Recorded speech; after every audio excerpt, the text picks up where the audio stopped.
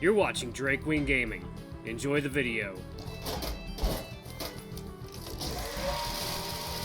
Hey guys and gals, Never here for Drake Wing Gaming. It's me on Twitter, the Gaming Drag. Today I'm coming back at you with another Let's Play episode of Sileo. Ties Paths. Yeah, let's go ahead and jump right back in, shall we? Alarm chain, we're up, and let's go! Will Hunter be getting some of this bear's honey? I guess we shall find out. You're here bright and early. Excited to see me, huh? I was hungry. Couldn't wait. I sighed dejectedly. Logan's harsh words cut like a knife. His absence of concern for my feelings was all too clear. Perhaps it was merely his abysmal social skills rearing their head once again. I'm sure he didn't mean it. So, you're getting a whole platter and yet you had to preload with an ice cream sundae too? Are you absolutely sure you can finish all that? Yes. Damn, I thought my friend Diego could put some serious food away. I'd have to see one of these platters to know for sure, but I'm starting to think you've got him beat. Diego? Oh, yeah, when I moved up here with him, I just sort of started crashing at his place until I found something more permanent. So far, that's not really looking hopeful, but I don't mind. It's fun living with your best friend, even if he can be annoying sometimes. Well, well, I just knew my eyes had not deceived when they sighted the most familiar and handsome husky seated over yonder. It is good to see you again, my good fellow. Likewise, Jay. Have you met Logan? How could I forget? Any man capable of finishing one of our platters unassisted earns themselves an exclusive position atop my own mental hall of fame. Such an incredible achievement, the sheer force of will reduces me to tears of awe. But I see your sundae has met with an unfortunate demise, sentenced to the depths of your bottomless belly for crimes which shall never again be spoken. Perhaps they could use some company down there. God, Jay is so fucking dramatic. I love it. Logan's gaze expectantly met with my own, patiently waiting for me to uphold my end of the bargain. I only hoped it would be $49 well spent. But Logan will have his usual platter of pastries, and I'll have... I perused the menu, making my decision from among the more reasonably portioned and price-standard fare. I was so spoiled for choice when it came to delicious-sounding meals that no one thing managed to stand out. Oh, and should you order our delicious pancakes, in addition to what is on the menu, we now offer passion fruit syrups and the option to add our marvelous in-house artisan vanilla ice cream for a mere $1.99. Huh? Passion fruit syrup and vanilla ice cream? Specifically those two exact things? What are the odds? I apologize for their absence on the menu. We are waiting on newly printed copies to arrive. The many joys of a public suggestion box. Somebody suggested those specific ingredients, together? Indeed, whoever it was had lovely handwriting. It had to have been Ty. It was just too big of a coincidence not to be. Perhaps he did so on our first date. It made sense that he could have slipped something into that suggestion box when I hadn't been looking. I'll take the blueberry and banana pancakes, thanks. Just with cream.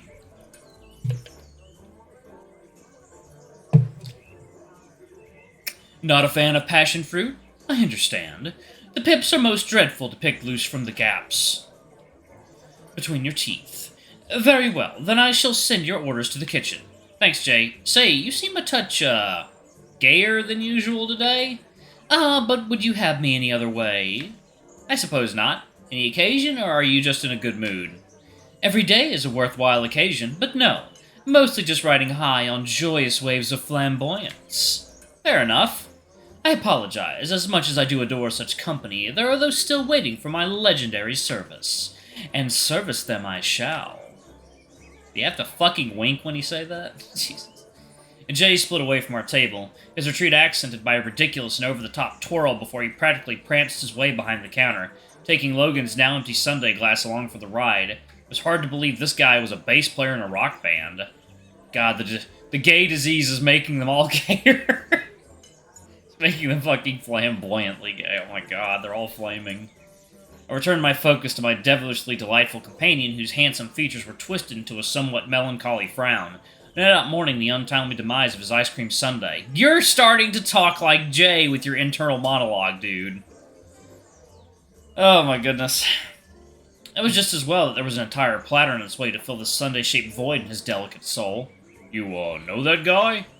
Oh, yeah, sort of. He's an acquaintance, I guess you could say. A nice enough guy, talented musician. Maybe a touch too fabulous at times, but I'm not complaining. So, Logan, I'm so curious to learn more about you. I know you do crafts and stuff, but what else? What do you do for fun? Well, sometimes I read a book. Okay, books are cool. What else? I cook. I see. Do you fancy yourself a bit of a chef? No, not really. I just like to make food for myself. You don't think you'd ever do it as a job, then? What's the point if you can't eat it? I was torn between thinking Logan's answer was uniquely profound yet bizarrely base in nature.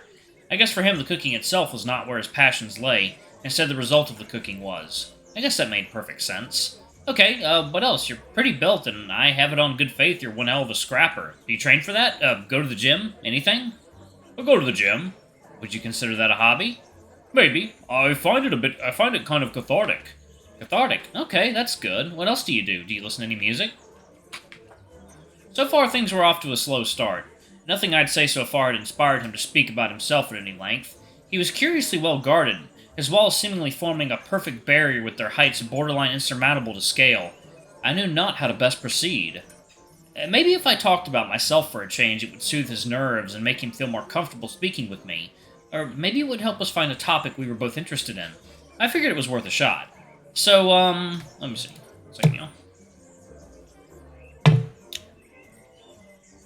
So, the first time I came to this cafe was with my ex. I'm pretty sure he's responsible for those menu additions Jay mentioned. They're my favorite flavors.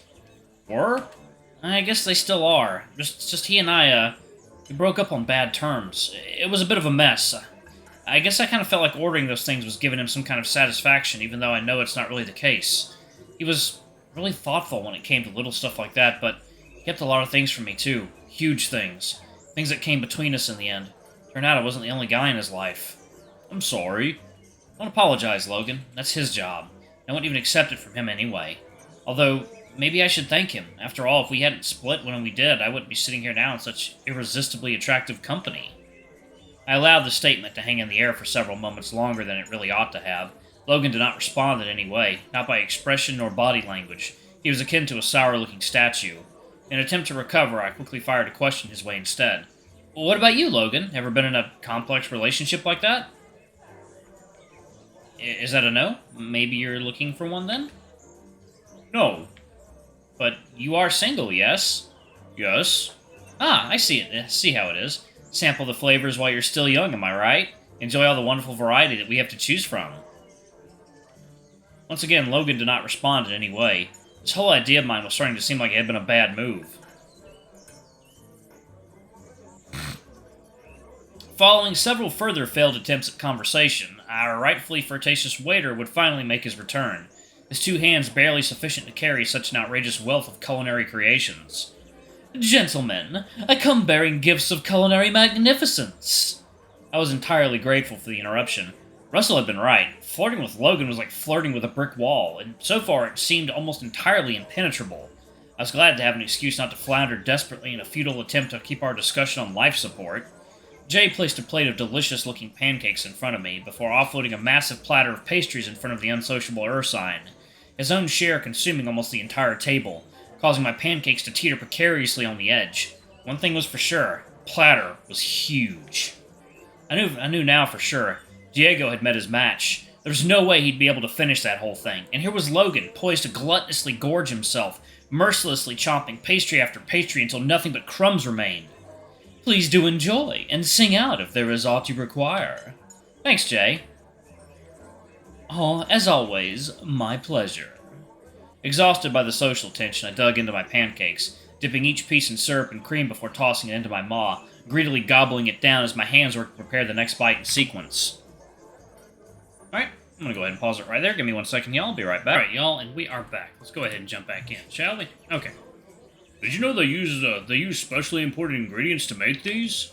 My eyes shot up, fixated on Logan's alluring blue eyes as I resisted the urge to pinch myself. I knew this couldn't be a dream, but Logan had just opened up with his own topic. Wonders would never cease. With the shoe on the other foot, I hoped that Logan would work to maintain some conversational momentum. They do? Yes, it's amazing the platter doesn't cost more. They can't be earning much. I swallowed my mouthful. Why, after 20 minutes of trying and failing, was Logan speaking now?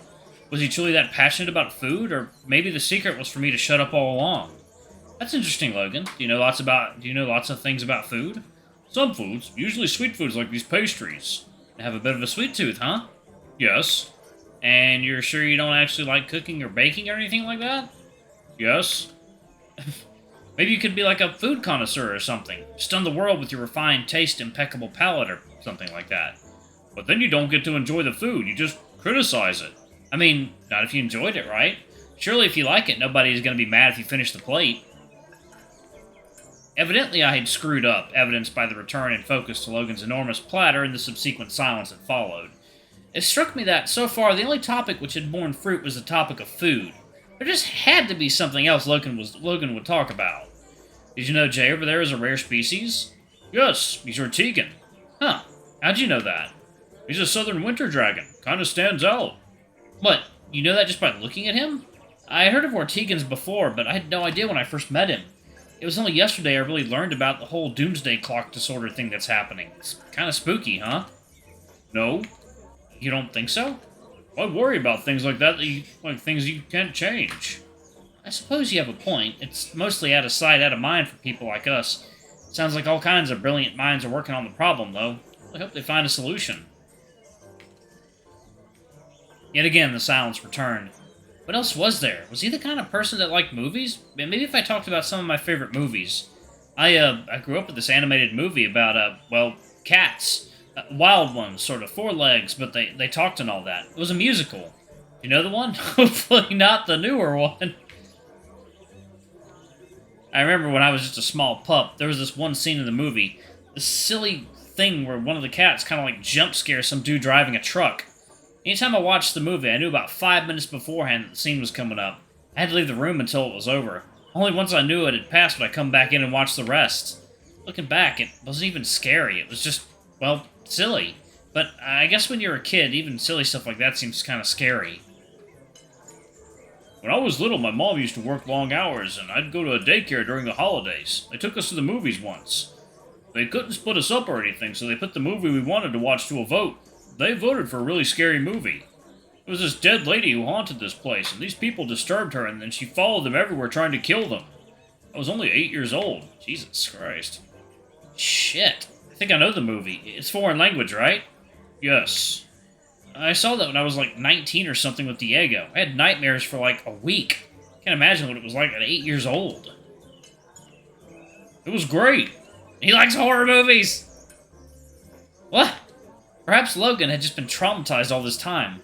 A healthy diet of childhood horror movies making him appear dead inside? Then again, that was the most he'd said in a good long while. Was it possible I was making a breakthrough? Alright, I'm gonna go ahead and pause it right there. Thank you all so much for watching. Don't forget to like, comment, subscribe, and that notification bell, and check out our Patreon or YouTube memberships if you can. It always helps. Anyway, I love you all, and I'll see y'all in the next video. Bye-bye!